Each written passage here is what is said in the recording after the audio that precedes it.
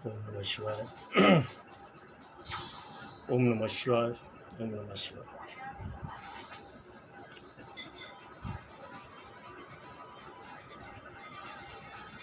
श्री राम, सीताराम, जय हनुमान जी, जय भोलेनाथ। देखिए, आजकल यूट्यूब पे, फेसबुक पे बहुत सुनने को मिल रहा है। धर्म पे जो अधर्मी लोग हैं, धर्म पे बार बार टिप्पणी कर रहे हैं। ब्राह्मणों, संतों के खिलाफ जो टिप्पणियाँ हो रही हैं, उल्टी सीधी बातें हो रही हैं। ऐसे तो ये पहली बार नहीं है, पहले से ही होता आ रहा है। जब जब नकारात्मक शक्तियाँ, दुष्ट आत्माएं जो होती थी, पहले भी संतों का अपमान किया करते थे, ब्राह्मणों का अपमान किया करते थे, और आज भी कर रहे हैं। ये कोई नई बात नहीं है। और देखिए, जब जब जिसने भी संत और ब्राह्मणों को टारगेट किया है, उनका नाश ही हुआ है, उनका कल्याण नहीं हुआ है। देखिए, इसी संदर्भ में हम शिव महापुराण की एक कथा सुनाते हैं आप लोगों को। उस समय भी ब्राह्मणों को टारगेट किया गया था, क्योंकि ये जितने भी पाप आत्माएँ होती हैं, तो सोचती कि अगर ये धर्म है, सनातन धर्म है तो क्यों है?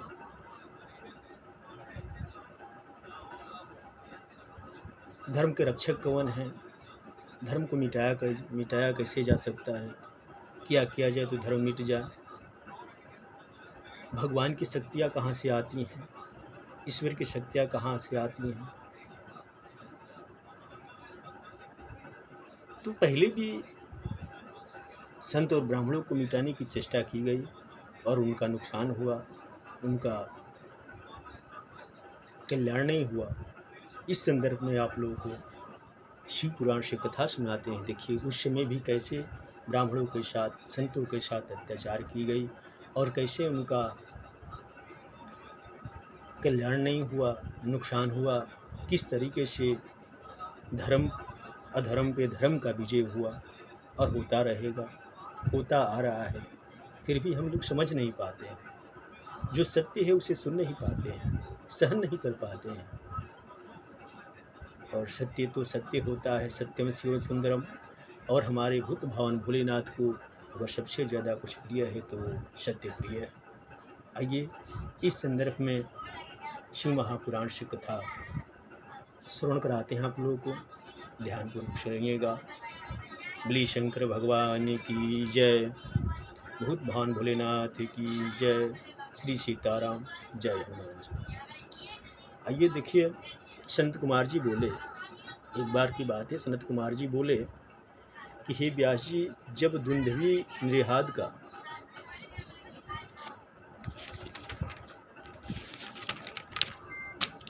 चरित्र कहता हूँ, दुंदुभी नृहाद का चरित्र कहता हूँ, जिसे महादेव जी ने मारा था। दुंदुभी नृहाद जो हिरण्यकाशिप हिरण्याक्ष के मंत्री थे, इनके जब भगवान नारायण के द्वारा इनका वध हो गया, जब भगवान नारायण के द्वारा भगवान नारायण जी ने जब इनको वध कर दिया, मार दिया, तो इनके मंत्री जो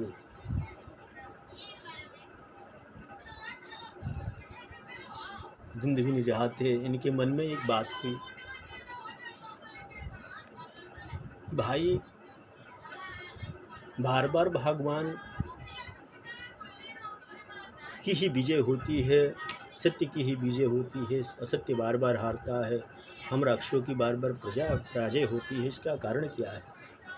और यह बात जाकर के अपनी मन का जो हड़ास था, मन का जो अंदर जो सोच रहा था, इस बात को जाकर के जो राक्षसों की माता अदिति थी, उनसे भी इस बात को कहा कि हे माता, हम जानते हैं इसका कारण,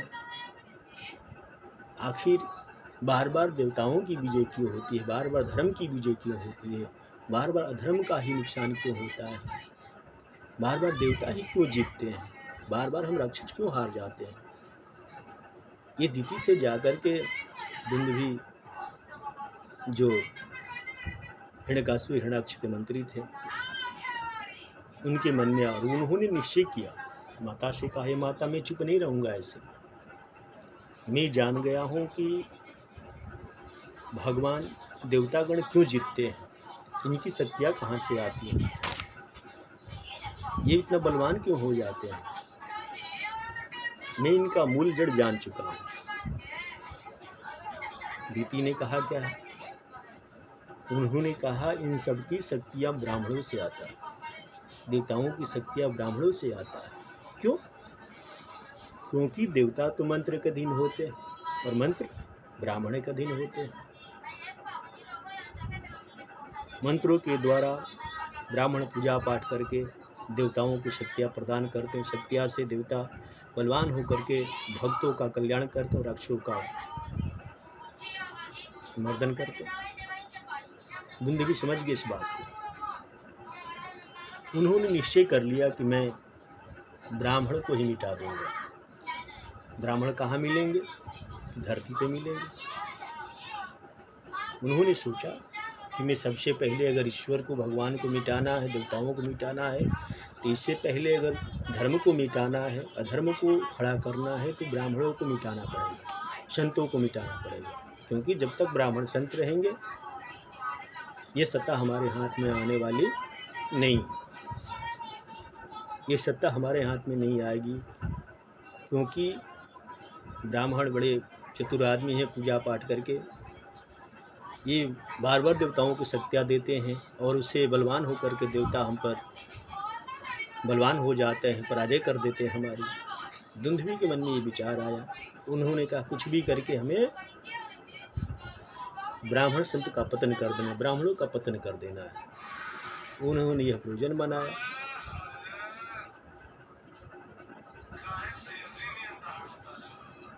कि न रहेंगे बांस, न बजेंगी बांसुरी, न ब्राह्मण रहेंगे, न भक्त रहेंगे, न भगवान रहेंगे। देखिए ये तब से भी चला आ रहा है। अब उसके मन में आया कि आखिर सबसे ज़्यादा ब्राह्मण कहाँ रहते हैं। उनके मन में ये ख्याल आया कि सबसे ज़्यादा ब्राह्मण कहाँ रहते हैं, वहाँ चला जाए और उनका नुकसान किया जाए, उनका वध किया जाए, उनको हटाया जाए रास्ते से, तभी हमारी झंडा लहरेगा, झंडा फहरेगा। अब दुंदुभी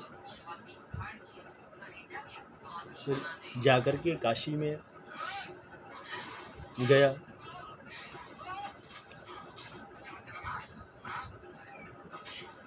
और जाकर के वहाँ वन में वास करने लगा, रहने लगा, छिप छिप कर रहने लगा। वेशधारी राक्षसों की तो विद्या प्राप्त की ही, भेष बदल बदल के वार करता था। कभी जल बन जाता, कभी पेड़ वृक्ष बन जाता, अकेला ब्राह्मण को पाता मार देता, ब्राह्मणों को मारने लगा, रास्ते से हटाने लगा। दिन में कभी साधु का भेष बना लेता, ब्राह्मण का भेष बना तो उन्हीं के बीच में बैठ जाता, उन्हीं के रूप ब्राह्मणों के पूजा पाठ को वहीं जाके बैठ जाता। ब्राह्मण को अलग देखता, सब अलग होते, एक एक बार करके ब्राह्मणों को खत्म करने लगता। इस तरीके से वो रहता था कि भाई हमें कोई पहचान भी ना पाए और हम उनका, क्योंकि सामने हम आएंगे तो भाई सब पहचान जाएंगे, और पहचान जाएंगे तो हम अपना काम नहीं कर पाएंगे, हमारी शक्ति कमज़ोर हो जाएंगी। तो वो छिप छिप करके ब्राह्मणों को वार करने लगा।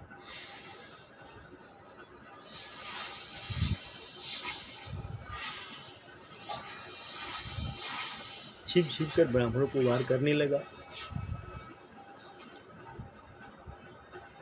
रात्रि में कुछ और बन जाता, दिन में कहीं मनुष्य बन जाता, ब्राह्मण के साथ रहता, अकेला उनको ले जाता, मारता, धीरे धीरे खत्म करने लगता।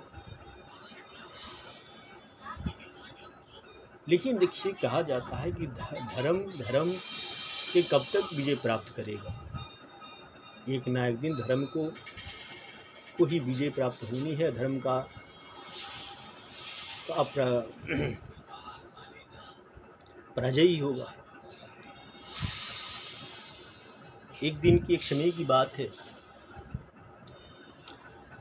शिवरात्रि का दिन था और शिवरात्रि जो भगवान भोलेनाथ का बहुत ही महत्वपूर्ण दिन है। शिवरात्रि के दिन ही हमारे भगवान भोलेनाथ का जन्मदिवस भी है। जैसे कि श्री त्रिदेव का प्रकट हुआ, भोलेनाथ को शिवरात्रि बहुत खुश होते हैं भगवान। शिवरात्रि का दिन था और एक ब्राह्मण है जो शिव जी का अटूट भक्त था। तो पंडित जी शिव जी के अटूट भक्त थे।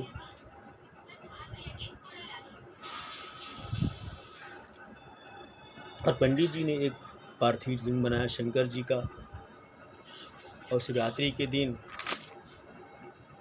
पूजा करके ध्यान करने लगे। पंडित जी बैठ गए। तब वह दैत्य ने क्या सोचा, धीरे धीरे वो तो मार ही रहा था, ब्राह्मणों को अपने रास्ते से हटा रहा था, संतों को अपने रास्ते से हटा रहा था। उसके दिमाग में ये था कि हमें ब्राह्मण संत से यह धरती विहीन कर देना है, तभी हमारी झंडा धर्म पे अधर्म का झंडा लहरेगा, फहरेगा। लेकिन यह असंभव है। अब उसने क्या किया, एक बाघ का रूप उसने बनाया। वह ब्राह्मण देवता बड़ी ही भगवान भोलेनाथ के भक्त थे। उन्होंने भोलेनाथ का मूर्ति बना, निर्माण किया मिट्टी का, और वह जा कर के ओम नमः शिवाय नमः शिवाय नमः शिवाय की जप कर रहे थे, पूजा कर रहे थे।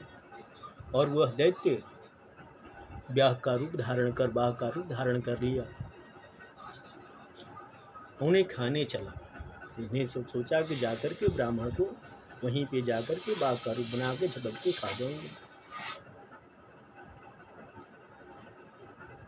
परंतु वो ब्राह्मण तो शिव मंत्र रूपी कवच धारण किए थे, नमः शिवाय के वो माला जप रहे थे ब्राह्मण देवता। कहा जाता है काल उसका क्या करे।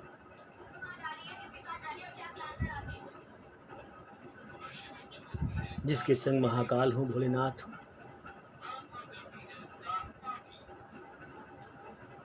तो भोलेनाथ का अटूट भक्त जो पंडित जी मंत्र उच्चारण करके भगवान की पूजन कर रहे हैं, वो दुंदुभी नाम का जो राक्षस था, जो हिरण्यकश्यप का मंत्री था,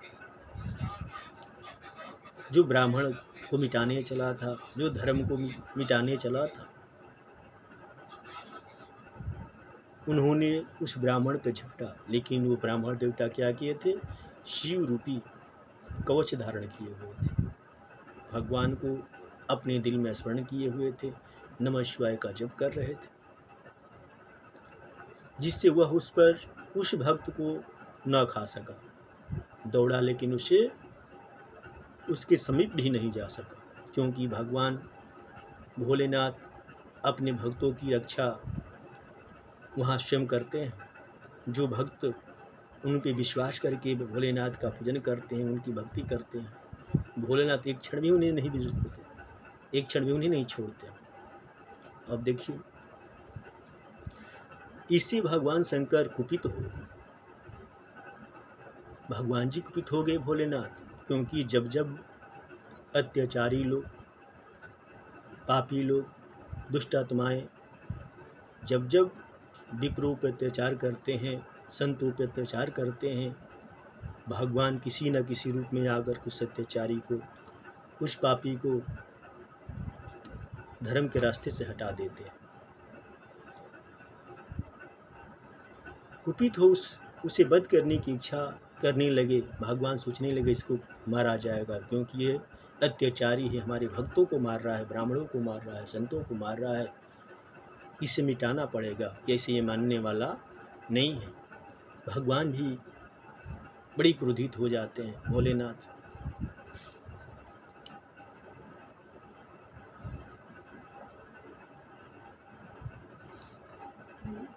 क्यों ही भक्तों की रक्षा में चतुर बुद्धि वाले भगवान शंकर ब्राह्मण की उसी पूजित लिंग से प्रकट हो गए।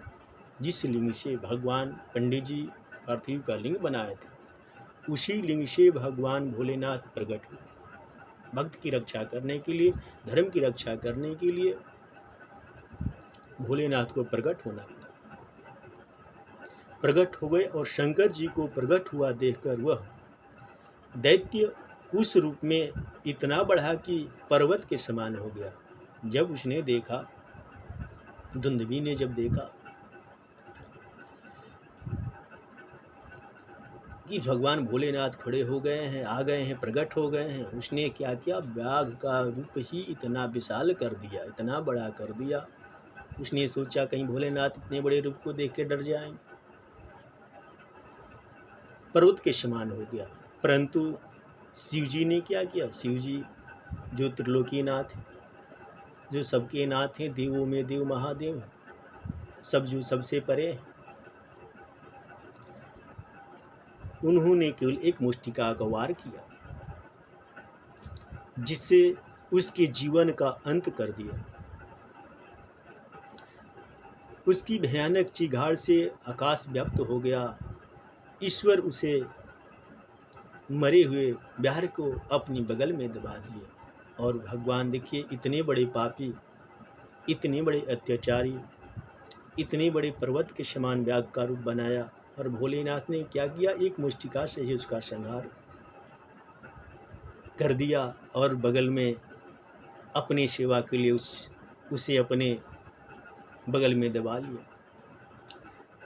मुनियों ने एकत्र होकर भगवान की जयकार की, संतों भक्तों सब लोग जयकार किए कि भाई आज पुनः अधर्म पर धर्म का विजय हुआ। तो देखिए, ये पाप आत्माएं, दुराचारी लोग जो धर्म को मिटाना चाहते हैं, संत को मिटाना चाहते हैं, ब्राह्मणों को मिटाना चाहते हैं, इस सनातन को मिटाना चाहते हैं, ये नहीं समझते कि अंत उन्हीं का होता है जो धर्म के खिलाफ षड्यंत्र करते हैं। उनका कल्याण कभी नहीं हुआ है और कभी नहीं होगा। भक्तों की रक्षा के लिए भगवान बड़ी प्रार्थना की, भगवान की सब लोग प्रार्थना किए कि हे भगवान, आपने हमारी रक्षा की है और आगे भी करते रहिएगा। भोलेनाथ से जितने भी ऋषिगण, जब उस पर्वत समान व्याघ्र रूपी राक्षस को भोलेनाथ ने एक ही मुष्टिका से मारकर उसका अंत कर दिया। सारे ऋषिगण, ब्राह्मणगण भगवान भोलेनाथ का कीर्तन भजन करते भगवान से कि हे भगवान, हे भोलेनाथ, जिस प्रकार आपने हमारी रक्षा की, उसी प्रकार हर युग में, हर समय ब्राह्मण संतों भक्तों की रक्षा कीजिएगा। भोलेनाथ ने कहा ठीक है, आप लोग निर्भय हो जाइए। जब जब अत्याचारी लोग अत्याचार करेंगे, पाप आत्माएं अत्याचार करेंगे, दुष्ट लोग अत्याचार करेंगे, तब तब किसी ना किसी रूप में आकर हम उनका अंत करेंगे। देखिए, इसीलिए कहा गया है, कभी भी धर्म के खिलाफ, ब्राह्मणों के खिलाफ, संतों के खिलाफ, उनके विषय में कूटनीति नहीं करनी चाहिए। उनसे प्रेम करना चाहिए, श्रद्धा रखना चाहिए, भाव रखना चाहिए, क्योंकि इनसे आपका कल्याण ही होगा, कभी नुकसान नहीं हो सकता। आगे जो मनुष्य, भगवान कहते हैं, भोलेनाथ ने कहा, जो मनुष्य श्रद्धापूर्वक संतों को, ब्राह्मणों को सेवा करेंगे, उनके हर दुखों का निवारण करूंगा, क्योंकि हमारे लिए भक्त बड़े प्रेमी होते हैं।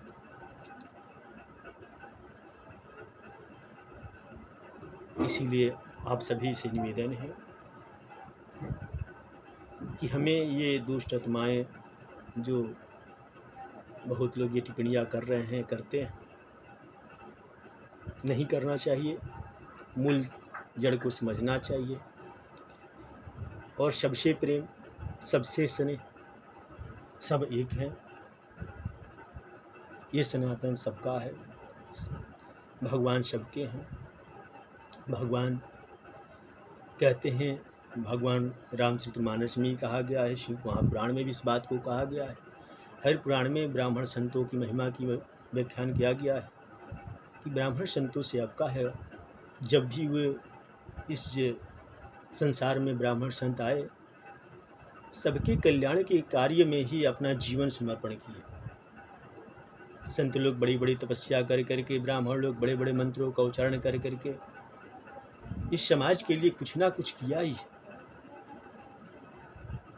आप सभी भक्तों से, सभी से निवेदन आग्रह कि आप लोग श्रद्धापूर्वक सबसे प्रेम रखें, सबका साथ दें और भगवान भूत भावन भोलेनाथ में सदा ध्यान रखें और भगवान भोलेनाथ आप सबका कल्याण करेंगे। हर हर महादेव, जय शिव शंकर, ओम नमः शिवाय।